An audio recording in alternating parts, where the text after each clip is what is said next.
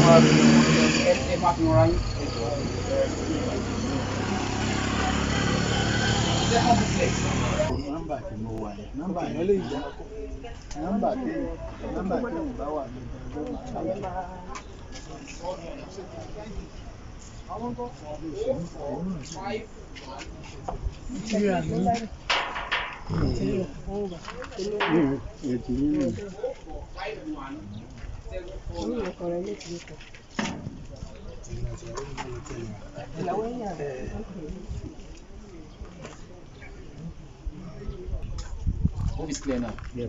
Am I free with this? Yeah. This is the ballot box. What is it? It's inside. Am I clear? Yeah. So let's flip it now. Our polling unit 13 ní ìlú Òṣogbo. A fẹ́ fi ìtàkùrọ̀sọ bá àwọn tó ń ṣètò lọ́wọ́ sọ̀rọ̀.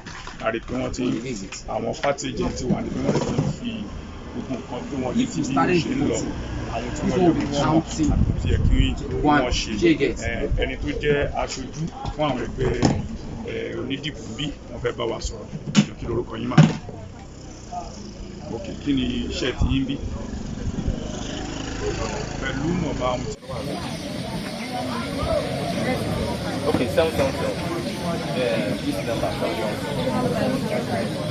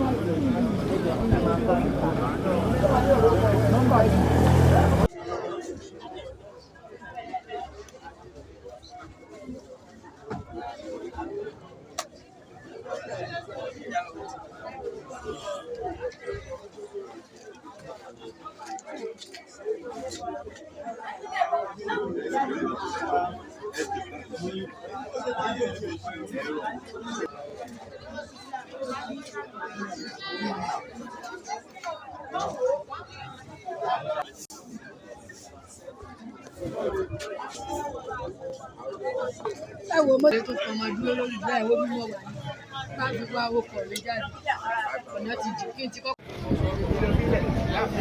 ẹni mo jẹun wá wù.